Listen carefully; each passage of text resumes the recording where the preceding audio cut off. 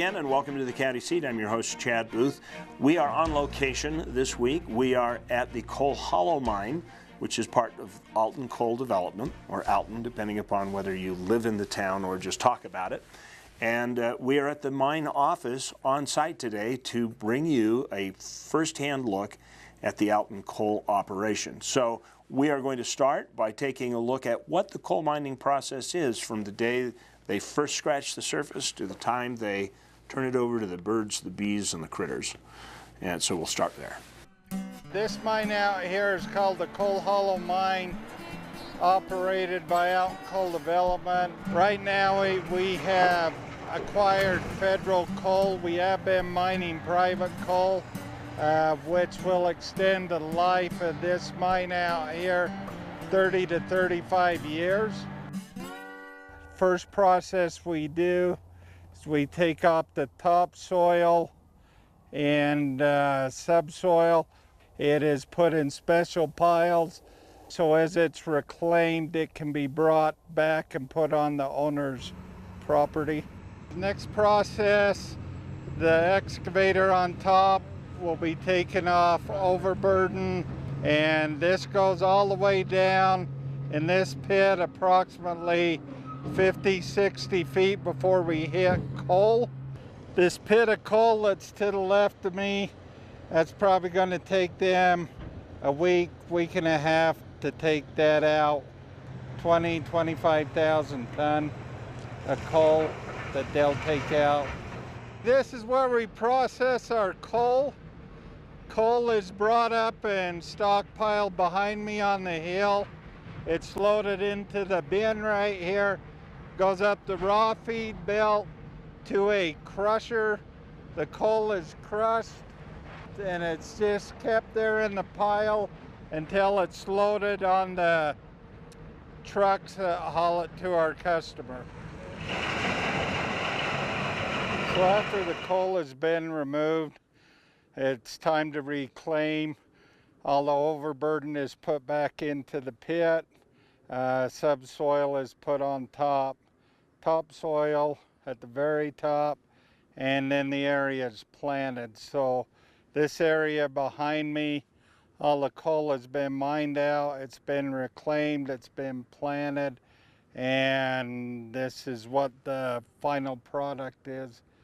After it's all completed and it's given back to the owner, then he can do whatever he wants with it. I love my job. It's how I provide for my family. It's how all these guys provide for their family. It's the other source of income. Some of the guys out here are farmers and ranchers and stuff, and this makes a big impact on the whole community around here. With the federal coal, there'll be royalty money coming to the county. There will be more people employed. There'll be more truck drivers hauling the finished product out of here. So it will be a big impact to the surrounding communities. It's fun, it's exciting, it's new to all of us. This is just a chance for us to make an impact for the county, I should say. Well, there are a lot of other things to uncover in the process of the mining operation, mostly like the challenges it takes to get something like this started. We will look at those benefits and costs when we come back with our panel on the County Seat. There's a little place on a Utah map where I was raised, where my heart's at, where the sagebrush grows wild and high, and the stars come out at night. Oh, there ain't nothing like being raised in the basin with a Ute reservation, skiing starvation, that Duchesne County life. Yeah, we're folks bound by traditions. Whether it's holiday time or vacation time, make sure that one of your traditions is a stop at the Creamery in Beaver, Utah. Delicious cheese direct from the factory, ice cream, tasty treats, crafts, and gifts of all kinds. And it's the perfect place to get a bowl of creamy mac and cheese. Start your new tradition the next time you're headed our way. The Creamery in Beaver, Utah. Farm, meet table. Mountains to explore.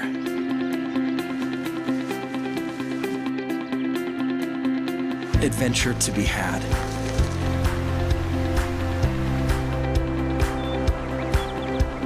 A town to fall in love with.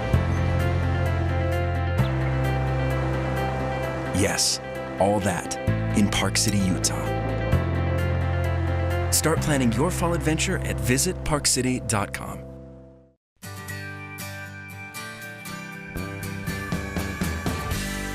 Bear Lake is rich in friendships and color this fall. Explore countless miles in some of Rich County's best off-road trails. Whether you enjoy the pace fast or slow, there will be plenty for you to explore. Vibrant reds and yellows await you in this magnificent landscape. Come spend some time with us this fall exploring our trails. Rich County. Welcome back to the county seat. We are on location at the Alton Coal Mine in Alton, Utah. And we are about ready to start the discussion part now that you've seen what a modern, efficient coal mining operation looks like. Joining us for our conversation is the general manager of the mine here, Larry Johnson, Lamont Smith, who is a commissioner from Kane County, and Bayard Kershaw, who is a consultant and all-around know-it-all guy about this kind of stuff. Thank you guys for taking the time out to drive all the way out here in the middle of nowhere for this interview. Thank you, appreciate it.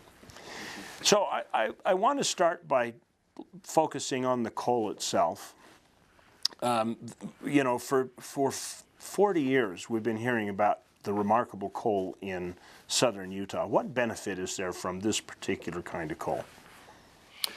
Oh, well, in southern Utah right now, there's probably about 4 billion tons of in-place coal within all the coal fields that are in southern Utah. This coal can be mined from the surface, a good part of it, with open pit mining methods and high wall mining methods. And that helps with the cost. It cuts those costs down. Eastern Utah and the coal that is up in there has been mined for 100+ years. And there is a getting harder and harder to be able to get that resource out of the ground and mine it. I can see right now that the state coal resource is going to be in southern Utah. Is this a better quality coal than, say, West Virginia's coal? It depends on where you're at. If you're over at Smoky Hollow, it's a lot better quality coal. It's a good steam coal. It's not necessarily met coal, but it does have a button. Where we're mining is more of a subbituminous coal. It's not quite the quality that you get in a good steam coal, but it's a good enough quality, and we can sell it at a cheaper price that power plants and cement plants can see a more lucrative bottom line. So one of the things we talked about before we started our conversation today was just there's been so much pressure in past administrations to throttle coal completely. I mean, it was no secret in our last president's campaign when he first took office, 10 years ago, that he was going to necessarily bankrupt the coal industry. He said it on the campaign trail. You could hear it coming out of his own, and it looks like they went a long way to do that. But the practical question that keeps coming back to mind is, what do you do if you don't have coal to power this nation? Can the other supplies of power actually take it over? I can only tell you my opinion on that. And my opinion is this: right now, solar and wind power can't constantly give power to the nation like it needs to have. Coal, oil, and gas is still necessary in regards to powering our nation. It's coal, the coal power plants are a continuous power source that allows us to have worry-free power in our homes, in our industry, and we don't have brownouts or blackouts and things like that. The other greener energies that are still developing, there are some problematic power interruptions because of either the sun or because of the wind. And I really believe that coal is going to be a source of demand for several more years. Okay, I want to take a little bit of a shift, and I want to talk about this coal mine in this county and some of its impact. Lamont, you've been in public life in this county for years. This whole operation has been pulling mines, operating now for what, 8-9 years? Yeah, About right. 8 years. Has this made an impact on the economy of the county? Oh, it has. You know, we're transitioning to more tourist-oriented because of the loss of timber and other things around here. And I was the sheriff when they were looking at the Anilex coal mine, and we really had high hopes that that would develop. We knew that that would help our county out, get us. We were a very poor county. When we heard about Alton mine coming in, it was a big boost to us to look at something besides tourism, along with tourism, to finance the county, to make it so that we could have our kids come back and live and have enough funds to run it. So when you get a county, when a county gets somebody who's willing to come in and operate a coal mine, most people think that you guys just came on the scene in 2011 one day and said, "Hey, we're going to invest some money in a coal mine and start ripping away the taking the top off and pulling the coal out." How long does that process actually take before you can start, particularly on federal land? It's a fairly lengthy process. We started a lease by application for the Alton Coal Field here in 2004, May of 2004. Today is December of 2018. We have finally got that lease a week or two ago. Now, what we had to go through with the federal government and the BLM was the fact that we had to do what they called an environmental impact statement. That environmental impact statement took into account all the particular impacts, whether positive or negative, for this coal mine to be developed. It took into account all your social economics. It took into account the water resources, your biology, your vegetation, all air quality, everything. And that had to be completed before it was done. Now, I think it was well overdone, but that's what had to happen. We had a draft EIS first done, then public notice. After that, we did another supplemental EIS, a supplemental draft EIS that coordinates with the original draft EIS. That all had to be done, and another public notice and another public meetings had to be held. After that, during this administration, we have received a final EIS, which allowed us to go to a record of decision, which allowed us to go to the bid process, which we were awarded that bid a week or so ago. One of the things I think, Larry, if I remember correctly, the supplemental EIS was in place for noise and night sky. Yeah, it had a lot to do with the parks, Bryce Canyon. We had to remodel night skies and the lights that we put in that we use down here that would be reflected up there. Now, even though the Bryce Canyon is 6 canyons away and 7 ridges away from us, and we're about 2,000 feet lower than Bryce Canyon, that became a issue with the BLM, and so a supplemental had to be put back together. It also included the optics on those night skies, and it also included air quality. Do you think some of that was triggered by the fact that the Sierra Club had pictures out there that said that you could see the mine from from Bryce Canyon. Absolutely, you cannot. Yes, and absolutely, you cannot see the mine from anywhere in Bryce Canyon. Let me tell you another story. A local paper came out here about 7 years ago and took a nice picture of our coal yard out here with these beautiful pink ledges behind us, and wrote a story on how we are mining, and you can see the beautiful pink ledges of Bryce Canyon. And it was on the top page of the newspaper.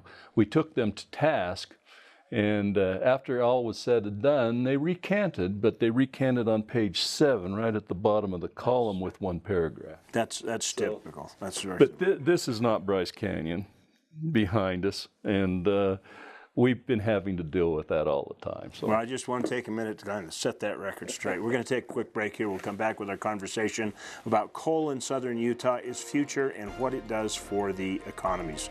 We'll be right back on the County Seat. Utah has a national treasure where winding canyons stretch to the horizon, where nature forms elegant structures, and where iconic monuments of the West stand tall. Visitors around the world come to get a glimpse of southern Utah's legendary landscape and landmarks. Join them and explore San Juan County, Utah's canyon country.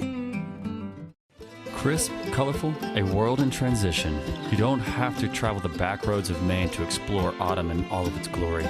Beaver County offers fall in unique splendor, with drives along forgotten canyons and hikes through meadows exploding with vibrant hues of red and yellow. Hit the road with your family and discover a side of Beaver County you never knew you were missing. Autumn is fleeting, so don't hesitate. Beaver County, it's time to experience the real Utah.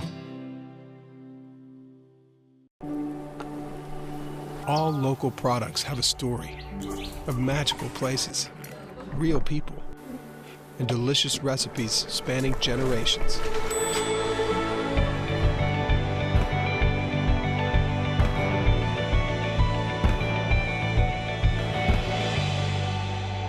So go ahead and discover flavors you've never tasted and friends you never knew you had. Utah's own Discover Local Food. 149 million years in the making, dinosaurs once roamed this land. Now they're found at the Dinosaur National Monument. Let's take you beyond the bones. We call it Dinosaur Land. You'll find it offers adventures and sights not seen anywhere else in the world. Come to Dinosaur Land, Vernal, Utah. You'll want to stay forever. The dinosaurs did. Welcome back to the County Seat. We are talking today about coal in Kane County, a coal mine that as a kid I didn't think about as this being coal region, but it's been operating since 2011. So I wanted to address the issue of how hard it was to get started on private land. How did you find the coal here, and how long did it take you on private land to get started?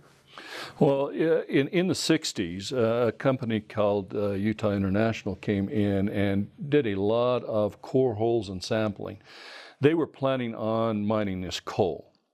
So when we started to look at it, and that was in the early 2000s, we actually went to the BLM and went to the county and researched what was private and what was not.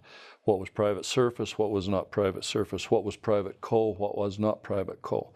At that time, then we brought in a lease by application. We knew the lease by application on the federal part was going to take some time. So we were counting on getting this private coal so we would have enough time to be mining, getting things opened, putting a footprint down, and then going ahead and getting into the federal coal. So that's what we did. The private coal, we only had to go through the state and the Office of Surface Mining for that. Okay. Are there standards less stringent? Is the land that's being reclaimed and final done on private land under state regulation any less than what's on federal land? They are not. They are not. those regulations are the same. They have primacy of the Division of Oil, Gas, and Mining, but their oversight is the Office of Surface Mining. However, we don't have the regulations with the BLM and other federal coal owners and federal surface owners. So is most of this regulatory problem at the federal level just a regulatory problem, or does it actually have an impact on how the mines operate? Well, I would say it definitely has an effect on how the mines operate. I mean, you have mostly it's safety and water quality, air quality.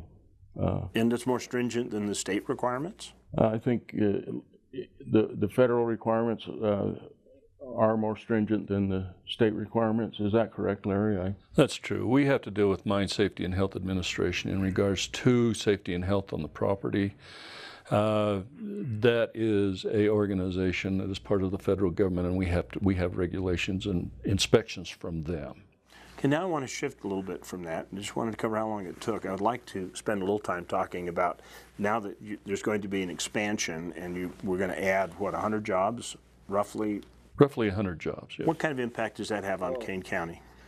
Well, we're not just talking 100 jobs. We're talking jobs, 100 jobs that are family sustaining jobs. These are higher paid jobs in the tourism that we now have with, cleaning motels and taking care of them. This for, if we can look at it over the 10, 15 to 20 year project, will be able to bring a lot of our local kids back home to work, be able to raise their families,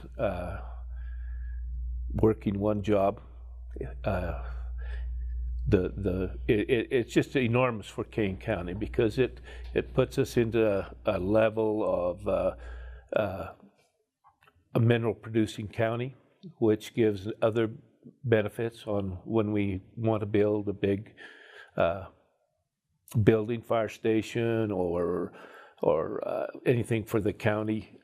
We're more apt to get funding for that because we now are a mineral producing county. It also includes CIB money and the royalties off the federal coal. A good portion of that goes back to the county. 12% on federal, and then 12% total, and the federal takes it, and then it's distributed back to the state and back to the counties.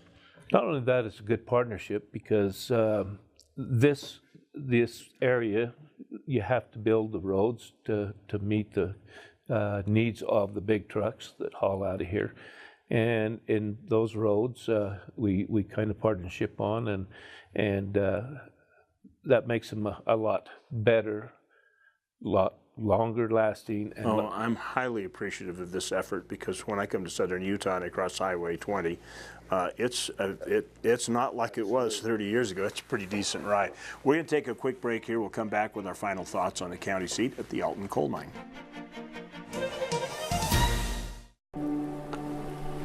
All local products have a story of magical places, real people, and delicious recipes spanning generations.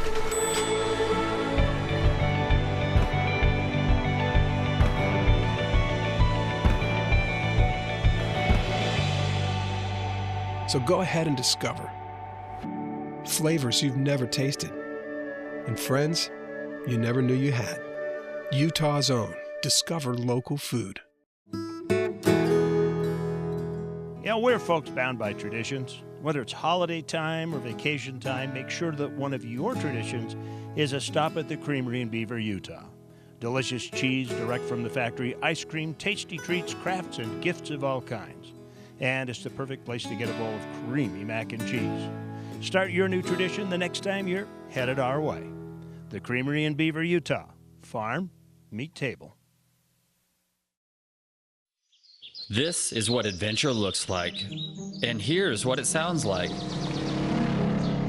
Southwest Utah's Iron County offers some of the most iconic trails within the state that include 200 miles of new trails to be discovered. Check out ironcounty.net for info and interactive maps for your complete guide to off-roading. Explore countless miles of trails in the heart of Dixie National Forest, the gateway to Utah National Parks, Iron County.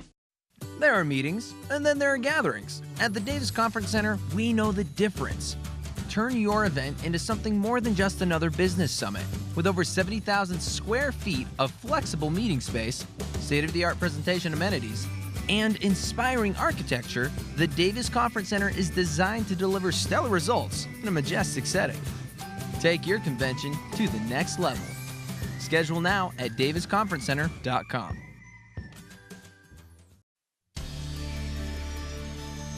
Welcome back to the county seat in our final couple of minutes here today.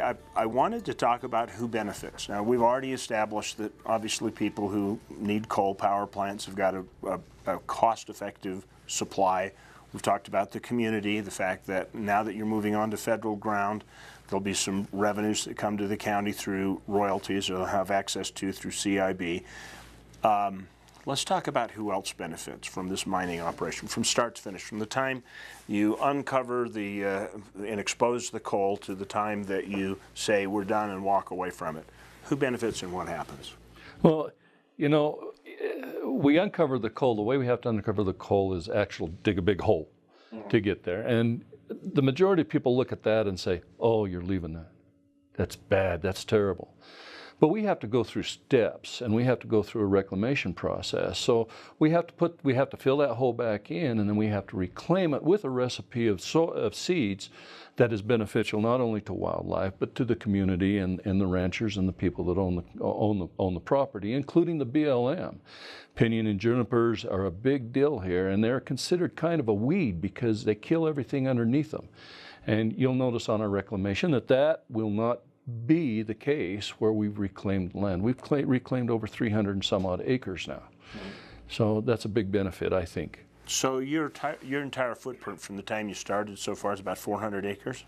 It's about 400 to 500 acres. So basically speaking, you are 100, 150 acres exposed at any given time, and the rest of it's in the process of reclamation. Actually less than that. Our major reclamation is about 350 acres, and we're in the process of reclaiming about 50 to 60 acres right now. How long does it take? How long does it take from the time you smooth over the mine and you start the seeds to a point where somebody would walk through there and I can't tell? You have to wait for 10 years, I believe. You have a 10-year period. You go through 3 phases.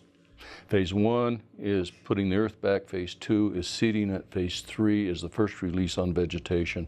And then it's monitored there and can be released any place from 6 to 10 years from that point. But when you go back, it's like it never was there. I mean, you never know that there was a mine underneath it. And that's the point that I think needs to be made. Gentlemen, thank you for your time today. We appreciate it.